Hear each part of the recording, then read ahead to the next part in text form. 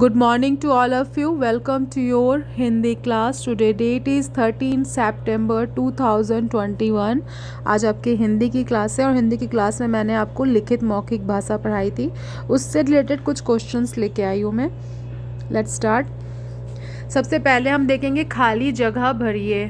भाषा द्वारा हम अपनी बात को दूसरों तक पहुंचाते हैं. भाषा ही होती है जो हमें एक दूसरे से कनेक्ट करती है. हम एक दूसरे को अपनी बातें बता सकते हैं बोलकर और लिखकर. ठीक है, तो वहाँ पे भाषा फिल करना है, जो कि मैंने फिल कर दिया है. नेक्स्ट है लिखित भाषा को लिखने की आवश्यकता होती है. लिखित भाषा में अगर हम लिखेंगे नहीं तो वो कुछ होगा ही नहीं उसमें, तो हम लिखकर ही अपनी बातें बताते हैं, तो लिखित भाषा में लिखने की आवश्यकता होती है.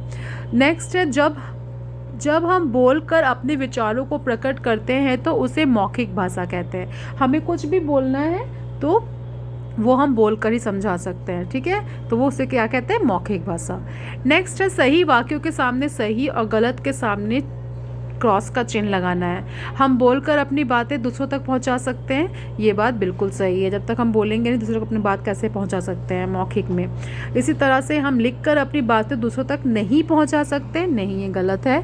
हम लिखकर अपनी बातें पहुंचा सकते हैं, लाइक एप्लीकेशन लेटर या कुछ भी है, इस तरह की चीज़ों को हम बोलकर लिख कर ही हम बता सकते हैं. पशु पक्षी को अपनी बात दूसरों तक पहुंचा सकते हैं, बिल्कुल हाँ. उनके जेस्चर होते हैं, सारे होते हैं, जिसके द्वारा वो अपनी बातें हमें भी बताते हैं. अपने अपने जो उनका समूह होता है, मतलब डॉग्स का, कैट्स का, जो जानवरों का अपना समूह होता है, वो अपने में तो उनकी लैंग्वेज होती ही है.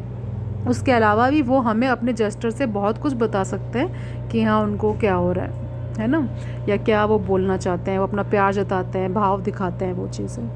तो ये सही है. तो आपको ये सारी चीज़ें कर लेनी है कॉपी में. ऑलरेडी मैंने कर दिया, इसको आप कर देना. हो सके तो मैंने समझाया है, तो फिर आप खाली रखना उस जगह को और फिर से अपने आप करना, मतलब फिलअप्स को खुद करना. ठीक है, okay, bye bye, take care.